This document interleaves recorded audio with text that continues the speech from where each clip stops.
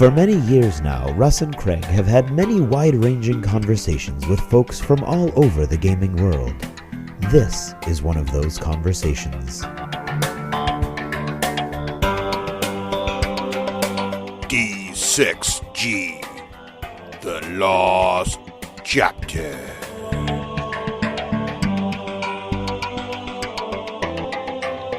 Well, welcome back to Dunkin' Donuts. I'm here, of course, with my partner in crime, Craig. And Craig, what are you eating tonight? Give me all your money. No, don't rob the Dunkin' Donuts. We come here every week. They know our faces. You're not gonna fool them. I'm going classic. I got my decaf iced coffee, and I'm just going with a nice chocolate glaze. Nice. And here at the counter with us here is Teras from Geek Nation Tours. How you doing, Teras? I am doing excellent, and to experience your American version of Tim Hortons was always high on my list. And now look, do they have Dunkin' Donuts up in the Great White North or no? They do, but yeah. I think it's only in Eastern Canada, like Toronto, that kind of thing. I'm pretty sure I saw one down there, but not too popular. Tim, he's a pretty big guy. He comes in with his hockey stick and kicks the shit out of people. Dunkin' Donuts that try to make one in. So okay, so now, what's your favorite donut there at Tim's? Violent Canadians. Violent Canadians. Yeah, that's right. I thought you were all polite up there. I thought you were all friendly. What's that about? We are, but you mess with our donuts or our coffee. There's that's like messing with beer or something like that. Back bacon, you just don't want to do that, right? Good, fair enough. There's some things are sacred. What is the quintessential Canadian donut? Well, I always have when I'm at Tim's, I always have the Canadian maple, which is like a Bismarck, right? Yes. With the jelly in the center, but the jelly is kind of a cream, and then there's this maple icing on top. That sounds pretty good. I'm not going to lie. It is very good. That's pretty good. Yeah, we have maple ones here too. They're pretty tasty. Okay, well, I'll have to try one of your maple ones. All right, try a Dunkin' Donuts maple. Let me know what you think. You gotta why you gotta one up him? Why can't you just give him? I mean, it's on his damn flag. Why can't you just give him maple? Well, donut? I'm sure the maple donuts here have Canadian maple syrup in them. I mean, there's no question about that. Well, I'm going to have to try because I'm a kind of a connoisseur when it comes to the maple donut. Now, have you had Vermont maple syrup? Is it anything like Canadian maple syrup? Yeah. We had a whole show here about conventions, but screw that. Let's talk about maple syrup. Maple syrup. Yeah. All right. I guess we should talk about conventions. So, all right. So what we wanted to do is, since we have Teras on here, who is, I would say, the king of travel in the geek world. Is that a fair assessment, Teras, of your? I prefer King Kahuna. Okay, Kahuna. Good. So you surf. Excellent. So didn't know they had that in Canada, but they're expanding. So that's awesome. So basically, yes. So Teras is the king of travel. Goes to many how many conventions do you go to a year, Teras, roughly? Tour wise, we go to about 12 different tours is the goal. Wow. We're going to be around there this year. And convention wise, of course, because not all those some of them are historical and that kind of thing. Sure. In focus, so probably 8. Nice. That's a good number. That's more than one every other month for those of you with good math skills. Yes. So what I thought would be kind of interesting is, Craig and I have been to a few conventions, right? And we thought it'd be kind of fun to talk about some of the, this is not necessarily the quintessential definition of all the conventions in the known world. It's actually restricted only to the United States, first rule. Secondly is, I think Essen might be in here, but otherwise, mostly the U.S. But second of all, really just some of the ones we know about that kind of we watch or maybe we attend or we know of or we've been to before.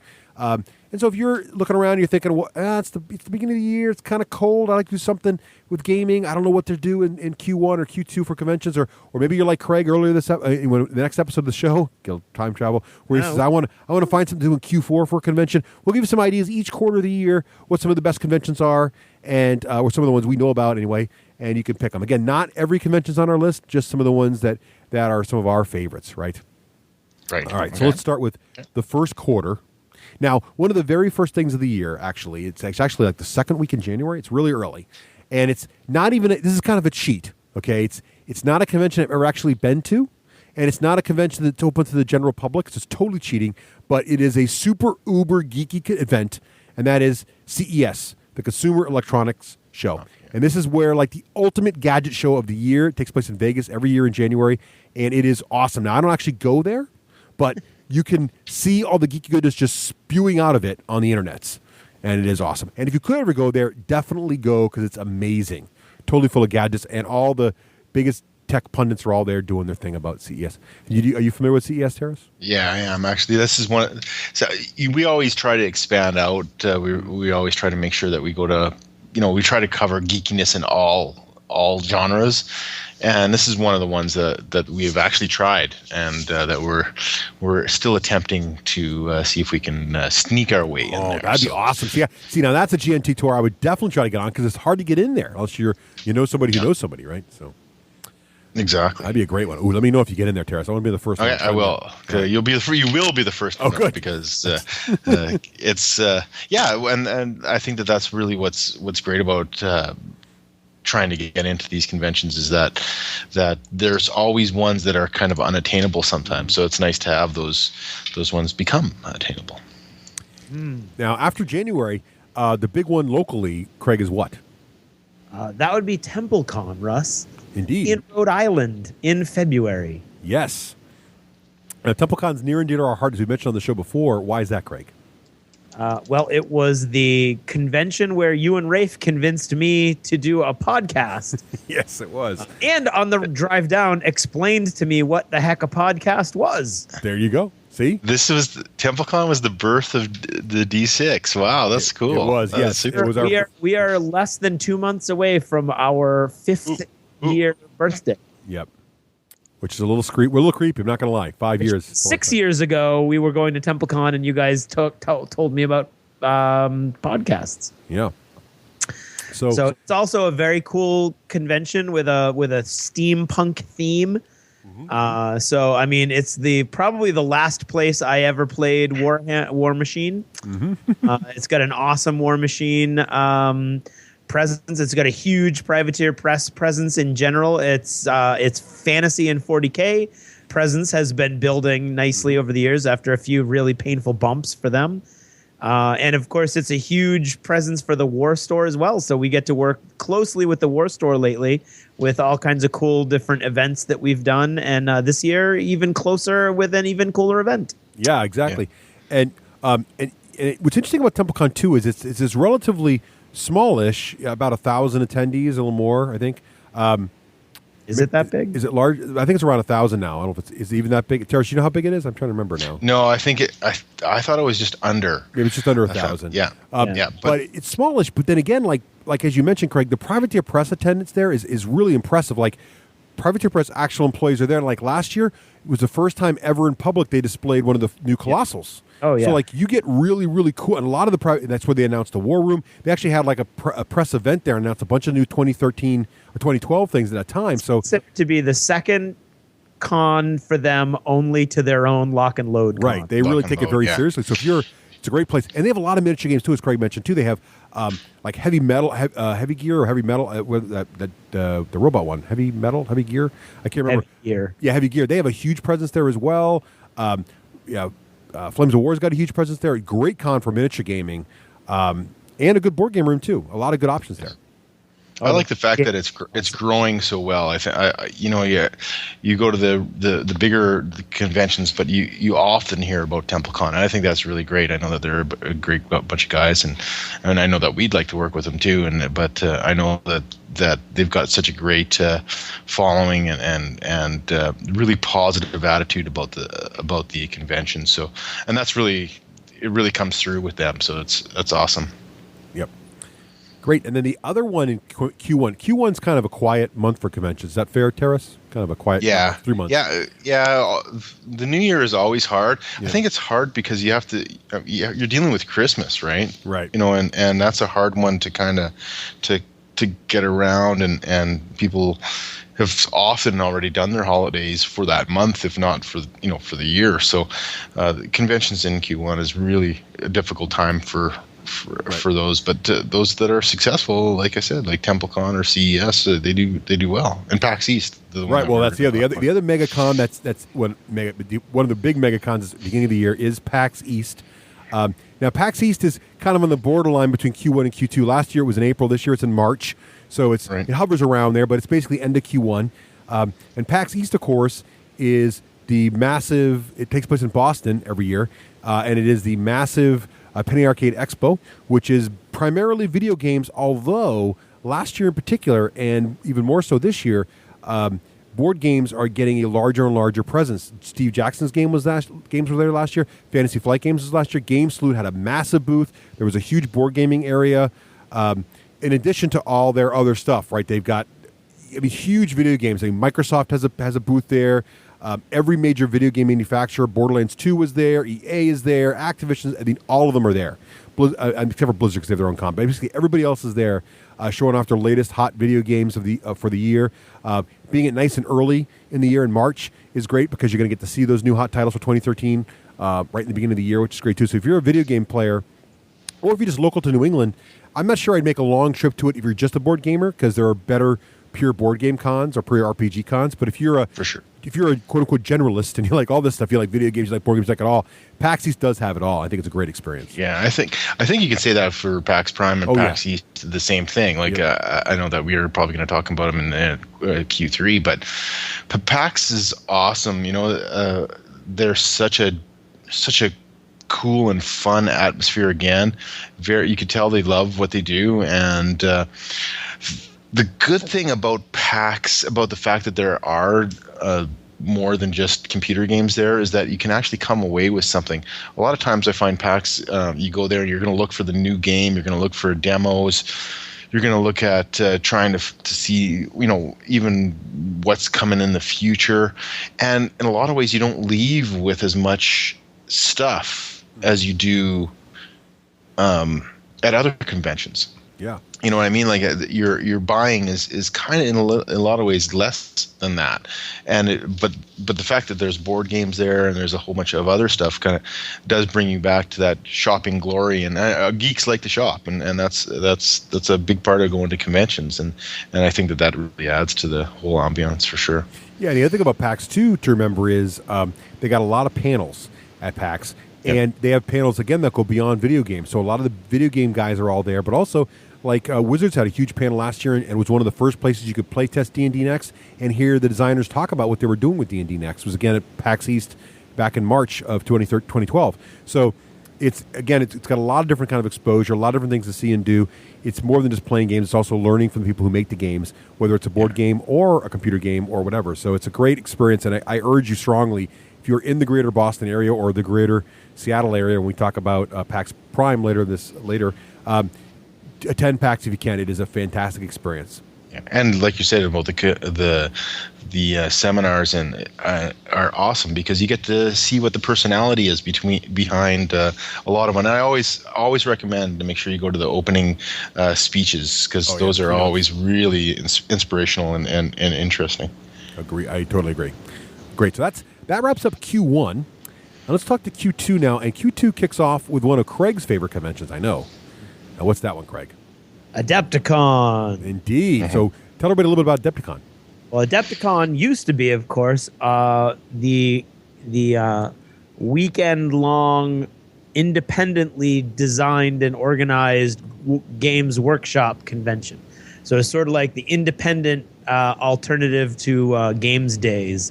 And it was huge, and it was a really, really, really big event for Games Workshop guys. And then a few years ago, actually, on this very podcast, the Adepticon Council made a very important announcement that they were reaching out to other manufacturers, and they wanted Adepticon to be more than just Games Workshop, and it has gone like gangbusters ever since.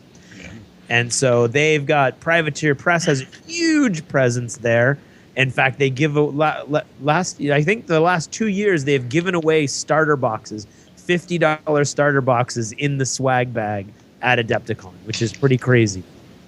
They've all kinds of other games. They've got all kinds of manufacturers. They've got Flames of War rooms. They've got I know they're planning at least one X-Wing tournament this year. There's all kinds of stuff going on. So it's awesome for miniatures. And for those of you who like to play miniatures, but you also enjoy board games, there is this little thing called the Giant Board Game Party Night run by the D6 generation on Sunday. That's right.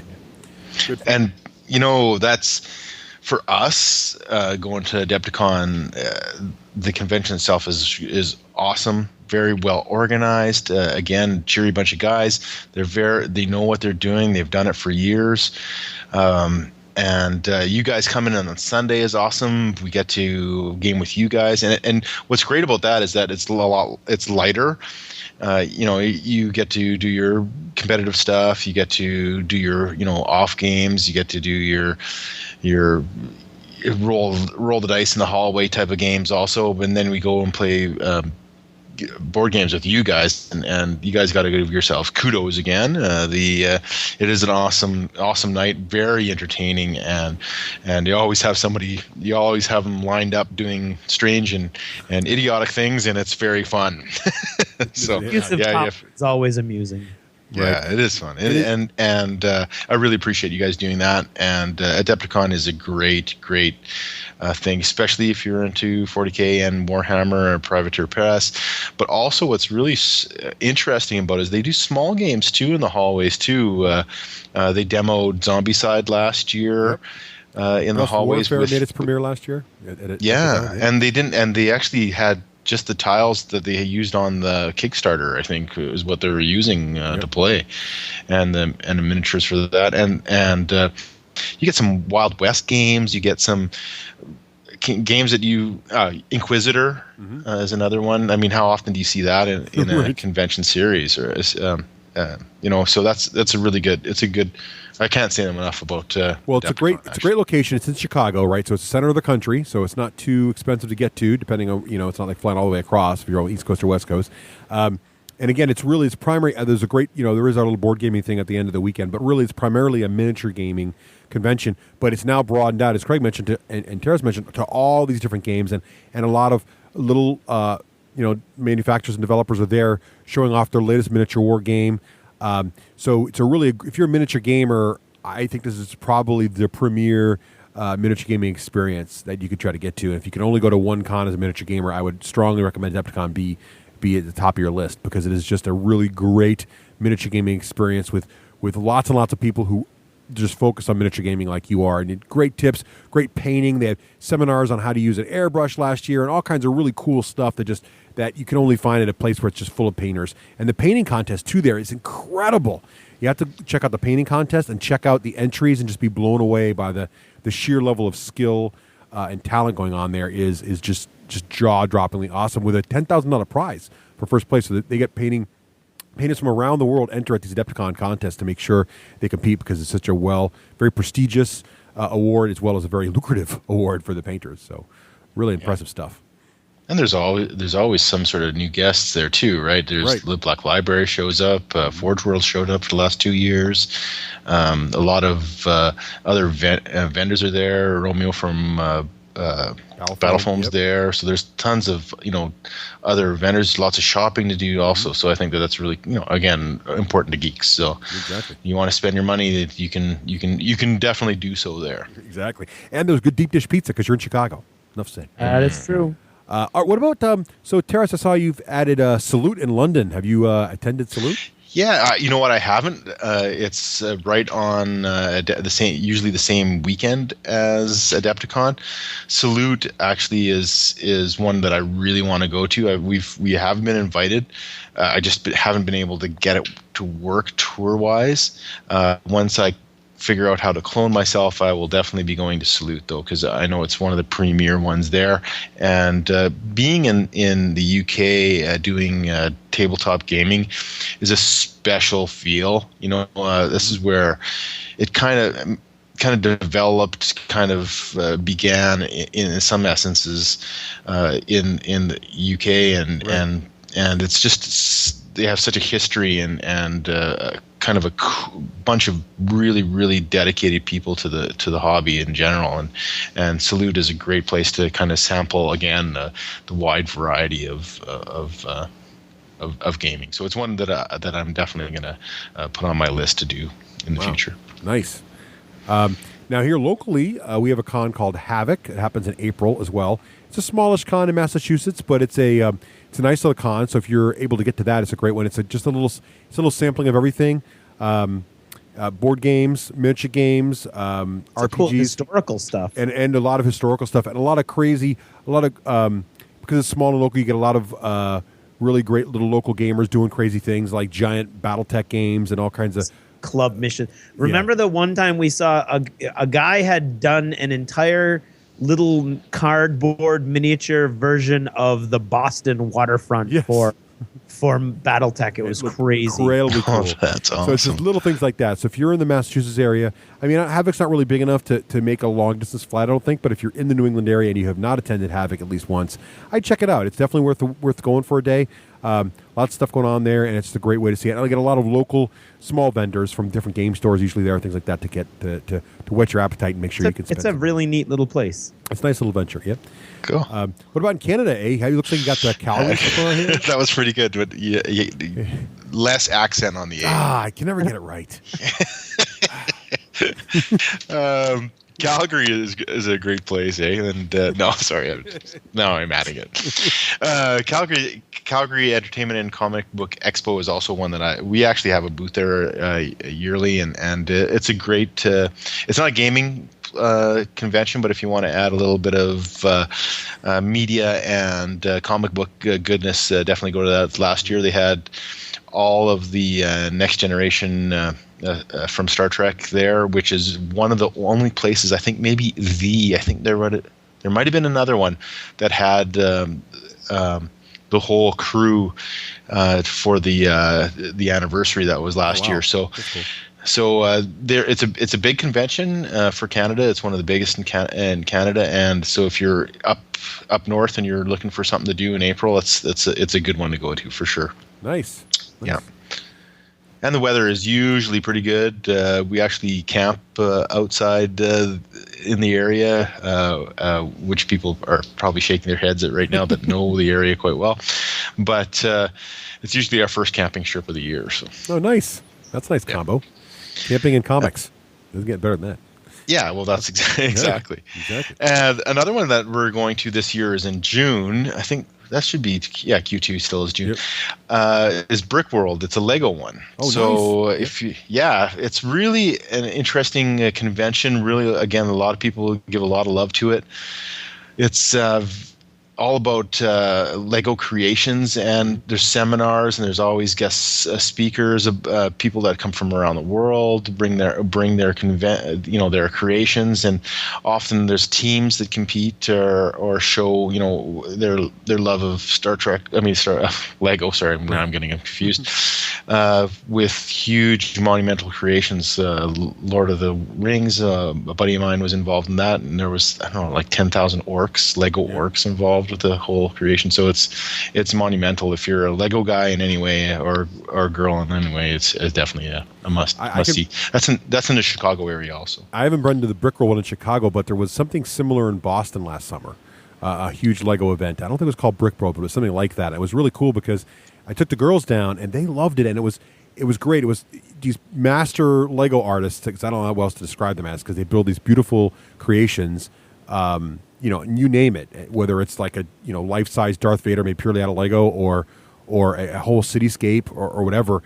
But it's just amazing to see it done. And then there's as you mentioned, there's all kinds of little activities for the kids and grown-ups as well. Just people are putting together like giant versions of the Hulk, and each person puts together like 5 bricks and hands them to the guy, and he adds it and makes the perfect statue or whatever. It's just really cool. Cool little adventure and a great way to get you in touch with Lego. And Lego is just a creative toy. It's great to see people getting into it and playing with it. Yeah, and I'm always really interested in the art. There's, you've got your buildings and you've got your, action scenes and everything like that. But every once in a while, someone puts a recreation of something artistic, like what was it? Oh, the jade-eyed Afghan girl from. What's the National Geographic? Oh yeah, I know what you're talking about. Yes, the cover. They did like it wasn't a 3-dimensional version. It was just recreation of that by 4x4 built all in Lego, or 4x6, and it was incredible. It was unbelievable. Wow. And they had another one that I thought was really interesting. They had if you walked from the left going to the right, you saw Anakin Skywalker, and then if you look back from the right to the left, it was Darth Vader. Oh, cool. Oh, that's cool. Yeah, it's just amazing. Can you do that with Lego? I mean, apparently that's awesome. Yeah, it is cool. That's what I think the most amazing thing is see the creativity that comes out of this really interesting toy. So that's cool. Let's see. Now, also in May, May marks the beginning of sort of the bigger board game cons, right? So Origins kicks off in May, and Origins is a great board gaming con. I've never personally been. Teras, have you gone to Origins? Yeah, I have actually. And it's been some time since we've been. Origins is really good. They have a great location, lots of restaurants nearby, lots of good board gaming goodness. The same, kind of a feel if you want to go try something new. It's a good thing to do that. And again, shopping galore. It's definitely a good choice. Now, what city is Origins in? Is that not in? God, I forget.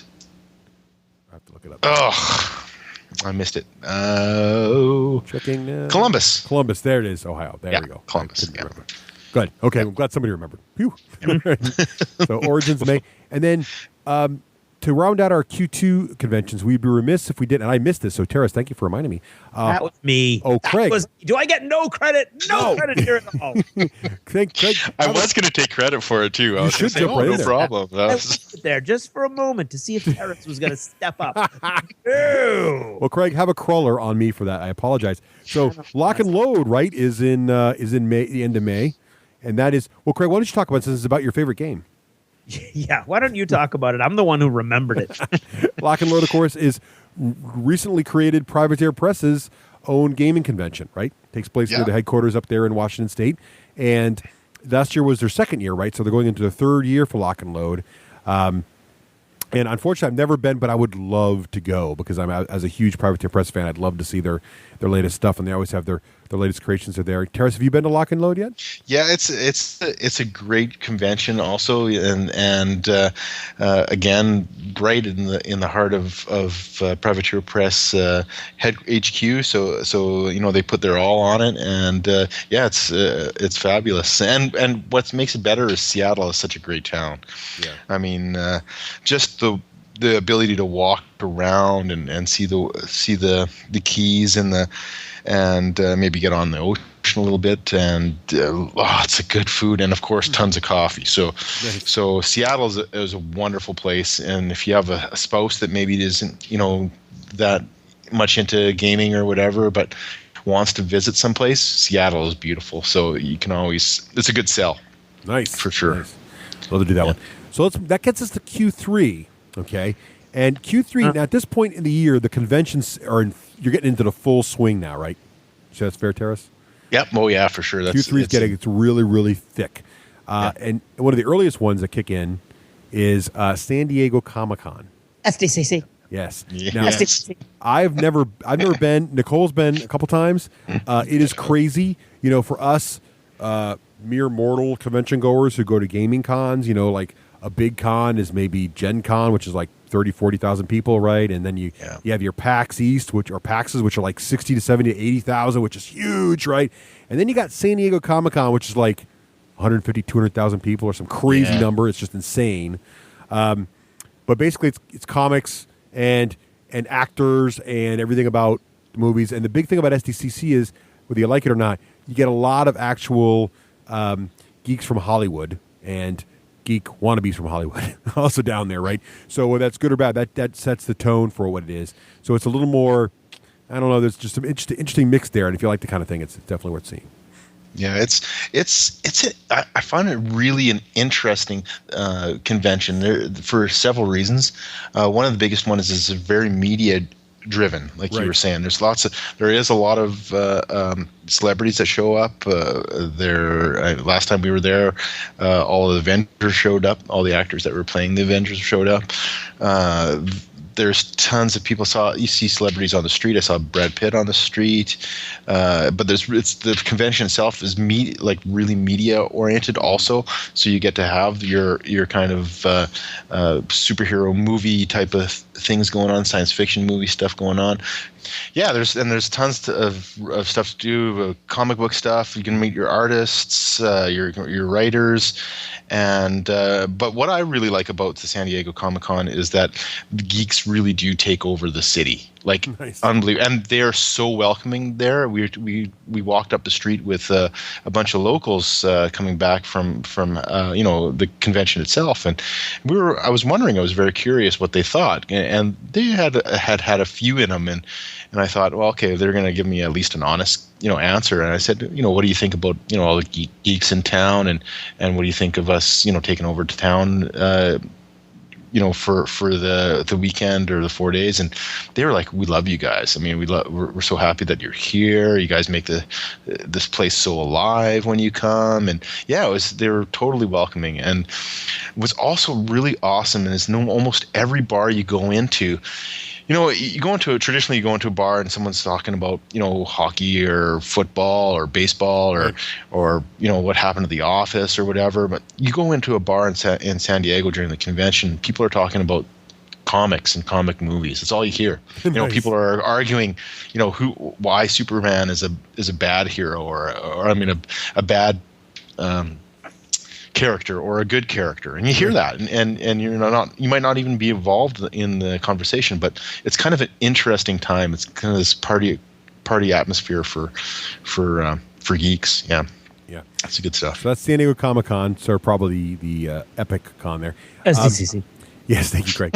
Now another con. This is one I've never been to, but I really want to go to, and I always miss it by a week or two, and that is Historicon, which takes place in one of the most beautiful places in the country, which is southeastern Pennsylvania, which is a beautiful area. It's down, it's a beautiful part of the country, and I go down there on vacation quite a bit, and I'm always there like the week before or the week after in July when they have Historicon, and it really is centered around historical gaming, miniature historical gaming, but a lot of other historical gaming as well. And just the pictures that come from there are beautiful. I have a lot of friends that go there. People are always telling me, listeners say, you got to go to Historicon. I really, really want to go. I've just never been able to make it. So it's on my list of things I'd like to do. And I would recommend if you're in that area, the part of the country, around July, try to find a way to get there because it just, from what I've heard of it, it sounds great. Teras, have you ever been to Historicon?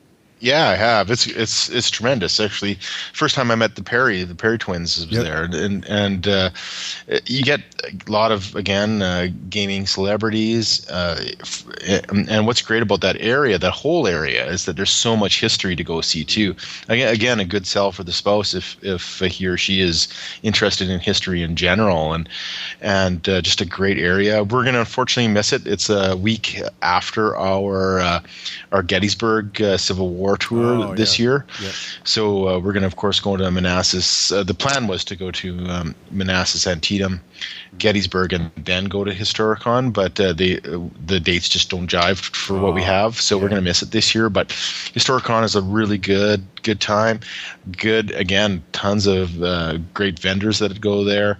And lots of gaming. If you want to do some Civil War, historical gaming in any capacity, you're going to find it there. Anything from naval battles to small skirmish games to huge. They had a great Western setup when I was there. Actually, nice. A whole town. Yeah, it was great. So yeah, anything from and it's not just American historical stuff, Napoleonics, anything like that. You can definitely get that there too. Yeah, that's on my must-do list. That sounds fantastic. Definitely want to go there. Mm-hmm. What about let's see, Teras? What about Star Trek in Vegas? Isn't that about this time now? Yeah, that sure is. Yeah, and that is a tremendous. Not maybe a gaming thing, but if you're a Star Trek fan in any way, you should try to take in Star Trek convention in Las Vegas. Vegas is obviously, again, easy sell to a spouse, right? You're going to have fun in Vegas no matter what. But it is such a warm convention. I find that every convention has its own feel, and the Star Trek convention is so welcoming and just full of people, with the same vision that great Roddenberry, beautiful future type of vision. We're going to our future is bright. I've got nothing to worry about. We're all going to help ourselves, and people help each other. Like, it's just amazing. People are lost. They try to help people. If the people are, trying to get their costumes on in the bathroom, and people try to, maybe not help them with their clothes, but they do. They're helpful, and they're understanding too. And I don't know if I mentioned this on your guys' show before, but Star Trek people that dress up in Star Trek clothes sometimes get a bad rap, but these people are just like miniature war gamers. We take really good pride on how good our miniatures look and how good our terrain looks, and they do the same thing for their costumes, and they're just there to have fun, and they do. And so if you're in Vegas and it's the Star Trek convention, or you want to go to Vegas, definitely make it a must do. It's great. Plus, you get to see Klingons playing craps. So it's awesome.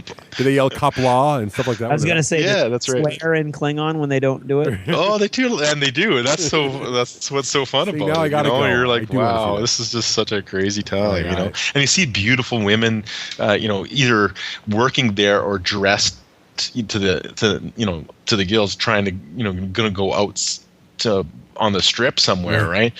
But they're standing beside like a whole bunch of Federation people. It's just awesome. It's such a contrast to the real world, and I mean Vegas is a contrast to the real world anyway. So it just adds to that whole flavor of nice, like a Mardi Gras feel almost.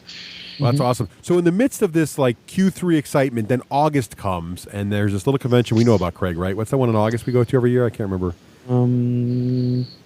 SmileyCon? No. I don't know. What do we do in August? I forget. Gen Con, of course, man. Come on. Jeez. So, Craig, why don't you tell a little bit about... We've already talked Gen Con quite a bit on the show, but Craig, why don't you give a quick summary? Well, Gen Con is amazing. It's got all kinds of role-playing games, of course, which is how it started, but it's also got all kinds of board games, and there's a bunch of miniature games going on all the time, and then there's all kinds of new cool stuff that you don't see anywhere else, like... what was that Starship Bridge thing that you guys did that I want to do? Artemis. That was awesome. Yeah, that was. You've got True Dungeon. And it reminds me a lot of what Teras was saying about SACC. Where the entire town is, the entire city is really welcoming of the entire gaming population that descends upon them, and they're really thankful for the business that comes their way, and they're very gracious, and it really is just kind of eye-opening and sort of like a gamer's dream paradise for 4 days. Exactly. And the other thing that's been interesting about Gen Con is over the last few years, I've noticed this more and more, it's becoming the preeminent place for board game manufacturers in particular, but also RPG manufacturers, to announce their new products and show their new products, and indeed even release their new products. Yeah, at least in the U.S. side. I know that Essen is that for European gamers, but a lot of U.S. games get released and premiered right at Gen Con, right? Yeah. Go ahead, Teras. Well, I was going to say a lot of companies will release one thing at Gen Con and then release one thing in the fourth quarter in Essen also, so that you kind of get back to back. You're definitely going to get something, you know what I mean? And then that's great. And what Greg said is really true. And I was going to mention this. He stole my fire again after stealing my lock and load. I saw how he did that. That they do the town again really is great for gamers. The people just bend over backwards trying to. Every restaurant has stuff. Privateers Press is at the Ram. The Ram, right? They had the menu was theirs. There's gaming menu, and it was under troll burgers and tons of other stuff, right? So. Yep. So it's totally welcoming, and I have to say, we really work close to for the tour. We really work close with the Gen Con crew, and they're such a pleasant and professional people to talk to, and really great people to work with, and they know how to put on a show. There's 60,000 people there, and it's organized. People. I don't know if people realize, but there's games going on constantly. There's seminars going on constantly. Yeah. The vendor store is in and out. People are coming, going everywhere. Lots of LARPing going on. So everything you ever wanted to do game-wise is there. Yep.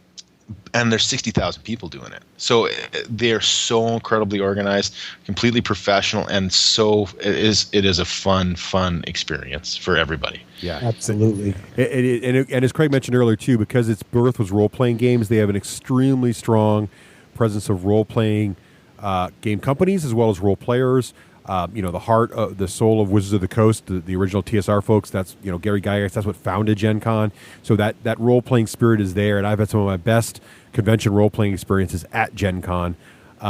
It's just a fantastic, if you like RPGs, it's definitely a must-go. But if you're a board gamer, anything, every once in a while get a little bit of video game experience, but it's really board games and RPGs that are its primary focus. There's some miniature gaming there too, and a good amount of it, but really the board games are everywhere, and that's the focus. And it's a great convention.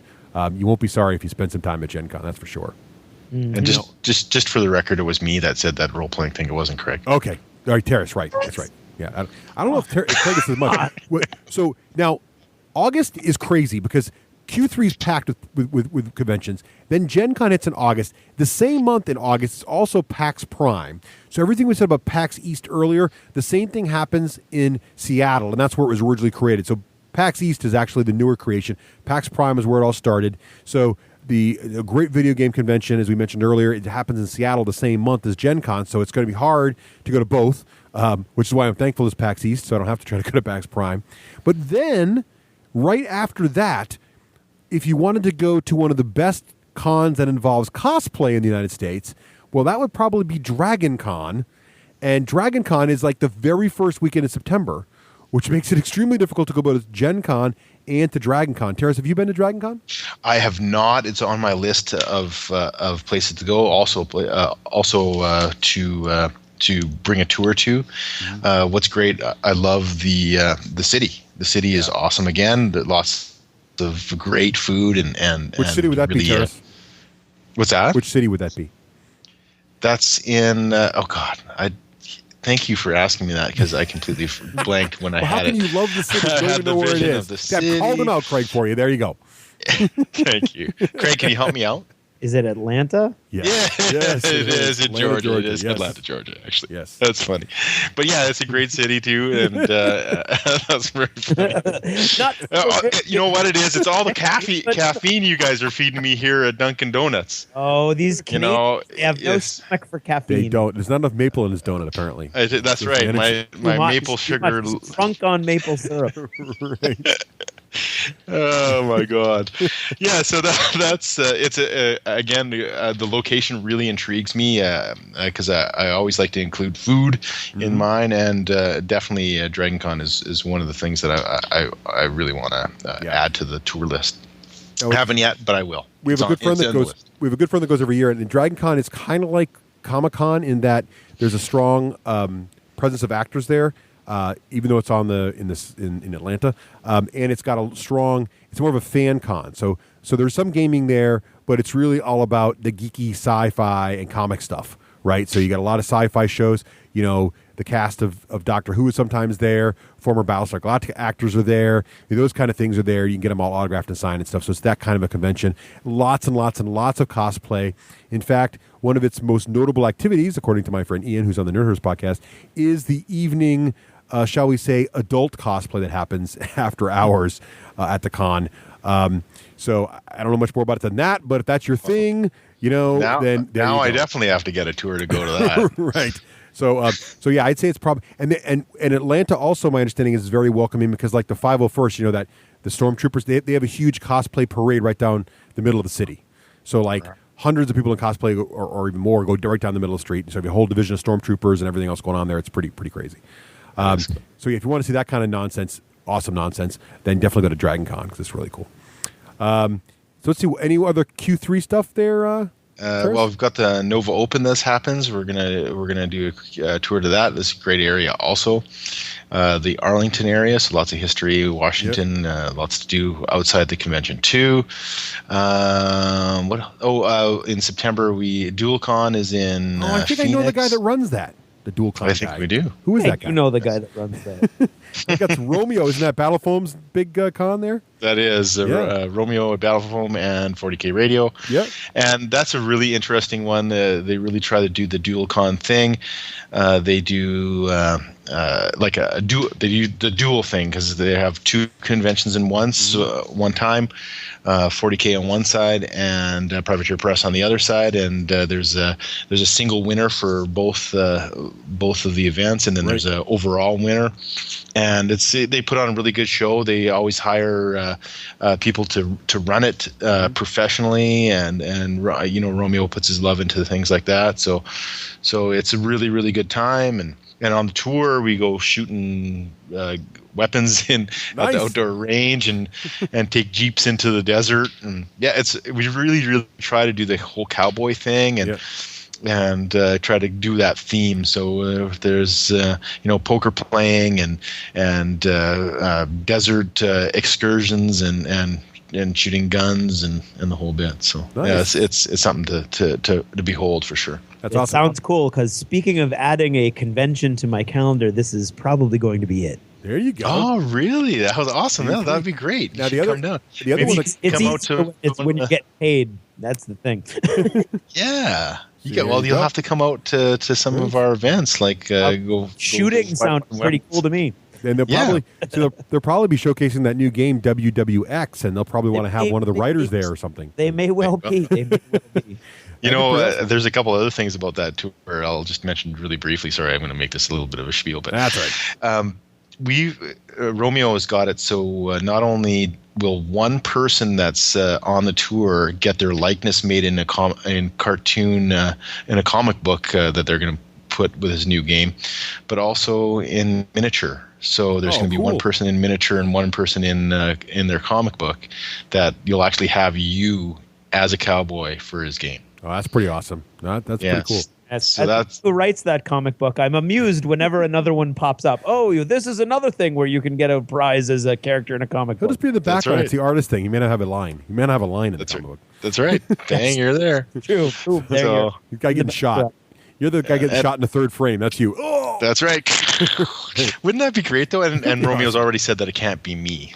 Oh, so I am a little bit pissed off of that. I've always wanted to be in You're not getting to win any prizes. I know. It just makes me angry, really. DualCon is definitely that is a good one, and that's out in Arizona too, which is an area. It's super warm in September, right? Exactly, good place to go.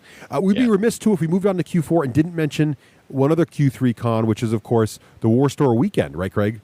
Which happens in that the War Store Weekend is in October, though. Then you're right. It is. It's actually Q4. So let's jump into Q4 then for the War Store Weekend in October, which is a great con. Again, primarily around miniature wargaming, and it happens in the greater New York area. So if you're near New York City or Jersey, that's a great place to go and check out miniature gaming as well. Yeah, growing every year, getting even more exciting all the time. So. Have you been to the War Store Weekend at all, Teras? No, I would like to go. I've heard it's a good time. The guys at the War Store are always good to us too. So I'd like to take it in.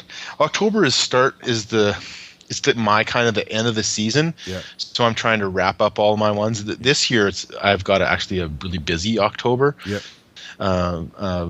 We had our convention, or Black Library convention here in Alberta last October. I'm not sure if that's happening yet. I've heard very strong rumors that it is, so I might be able to talk to you about that again. We have got our Black Library Weekender also at that time. So it's a busy time of the year. Well, actually, October's insane, right? So all the conventions, you get this big pile up of conventions in August and September, and then there are even more in October because you have the War Store Weekend, then you have NYCC, which is of course New York Comic Con in October, which is huge also. Now, little tip for my wife, she's been to both. I have not been to either Comic Con. She's been to both Comic Cons, and New York Comic Con, she says, is a little less celeb and a little more pure comic. So if the whole Hollywood scene you find not your cup of tea, NYCC's got the same sort of stuff about comics there, but less of that. So if you like that, that's the one to go to. And what's great about the New York Comic Con and what we're going to do as a tour wise, because we have a tour to NYCC, is that we go visit filming sites. Oh, there you go. In New York that are superhero related. Right, there's a Spider-Man swung, you know. Yeah, Spider-Man, where Uncle Ben died. Yeah. There's tons of really cool. I What's love that, sir? rice. His rice, Uncle Ben's rice. That's right. Uncle Nice. Wow. I didn't know he was dead. Yeah, well, Some rice after he this. ate too much rice. He actually exploded all In New York City. Who'da thunk? That's why it's green. That's why the Statue of Liberty is green. Oh, that's not What? nice. I don't even know where that's going. but so what also happens in that time period in October is Essen, which is huge. It's Right. probably the biggest board gaming convention worldwide, right? Which takes place, of course, over in Germany. Teras, have you been to Essen? I have not, but this year we're making a tour to Essen, actually. let me So know how that we're goes. really excited about it. As we're speaking right now, I haven't even released anything yet. Yeah. I've got the tour. It's gonna. We tried to do it a couple of years back to go to. We went into Holland and then into Germany. Yeah. This year the tour is gonna be really based on Germany. We're gonna have lots of sausages and beer There you go. and play a whole bunch of games all the way down through and do a whole bunch of historical stuff at the same time. We're really, really excited about about Essen this year. A good time, and of course, really, really quite a large convention also. So we're really excited about the whole feel. Well, have some spatula and schnitzel for me, because those are my We favorite will. things. Those are awesome. Gesundheit. Yeah. My wife has actually got German roots, so you most go. likely So she's she'll be excited to coming go. and she speaks Yeah. German. So Oh, we'll that's have very a handy. German Although last time I was there, they all spoke English. It was hard to practice your German because they all want to practice their English. So it's kind of Yeah. funny. So let's see. Anything else in October before we move on to the last con of the year there on our list? We have got the Feast of Blades is also in October. Yeah. We're hoping Where's to go that there one? this too. We've got the Black Library Weekender also that we're going to. I mentioned that before, but that's going to be a really good tour. We're going to go to fictional places in London. So we go to what's a good example? Sherlock Holmes, where Sherlock Holmes fictionally had arrested a couple people. We're going to go see some stuff from 007. We're going to go see some stuff from The Prisoner. We're going to go up to see where Tolkien was buried and the bar that he used to hang out with a lot of people. So we're supposed to do that too. Nice. And of course, the last one on my list here, maybe there's some others you guys can think of, is of course BGG Con, which of course is the Board Game Geek Con. Yeah. Have you been to that? For sure.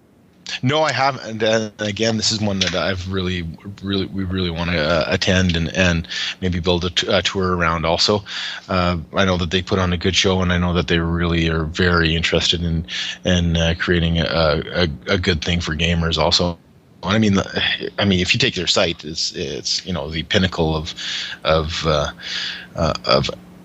access for gamers and I don't know anybody that hasn't actually been to their site, and it's such a good online source, and so and they put that into their con too. Yeah, it takes place in November usually, and I think it's in Dallas, right? Dallas, Texas. And it's kind of small. I think it's not huge, but I think it's very extremely well run. As I heard, I think Jeff Fingelstein was telling about it. And they have a fantastic, of course, the board game library is insane. I mean, it's just nuts. They basically, if it's been made, they pretty much have it. So it's a great place to go check out old board games. And of course, it's another great place to see new board games and see a lot of board games that are in development, get them tested as well. So it's a great, if you're a hardcore board game guy, this is probably the con for you. And again, it's another nice one. It's in November. So if you got a Q4 buzz to go do some traveling and, you've already survived the whole massive late Q3, early Q4 con thing, head out November before the Christmas season and get your board game in at BGG Con. Another good one. And what's also great about it is that it's another good place to kind of do outside of the box gaming. So if you want to try something new, you don't really have to put too much effort into it. You can just do it there and see the coolness that is gaming. So there you go. That's our list of cons from beginning to end of year. Whew. There are many others, and you don't have to let us know that we missed one. You can email us and let us know which ones you missed.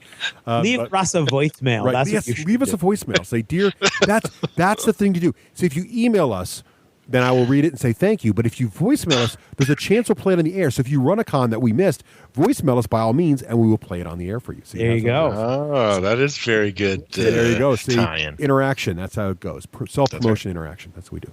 All right. Great. That's what we we hope to hear from you. So, Teras, thanks again for joining us here at Dunkin' Donuts. No problem. Hopefully the donuts met with your strict They were Canadian okay. They're okay. A sensibilities. little weak in the coffee. I had to have 5 to Get your caffeine. to And get then my we saw caffeine. what happened. And then, of course, yeah. Well, exactly. It was craziness. Right, it was And crazy. Greg, thank you for stealing all my ideas. Oh, yeah, well, that's just me. It's how I roll. That's how you roll. All right, well, thanks again, Teras, and we look forward to talking to you in the full show in just a week away. That's Sounds right. great.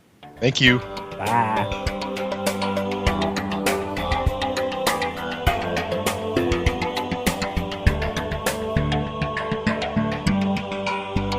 Thanks for purchasing a D6G Lost Chapter. Supporting the show helps it grow.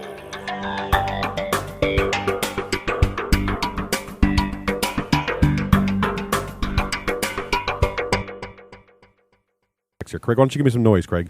I'll give you some noise. You want some noise? I'll give you some noise. I know about a desk pop. You ever done a desk pop? No. What's a desk pop? Desk pops, where you put you fire your weapon at your desk. Everybody's done a desk pop. Simon, you done a desk pop? When's the last time you done a desk pop? 88. See, everybody's done a desk pop. Wow.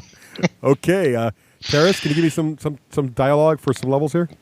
Wow, I don't know if I can top that. That's pretty crazy with your desk pop.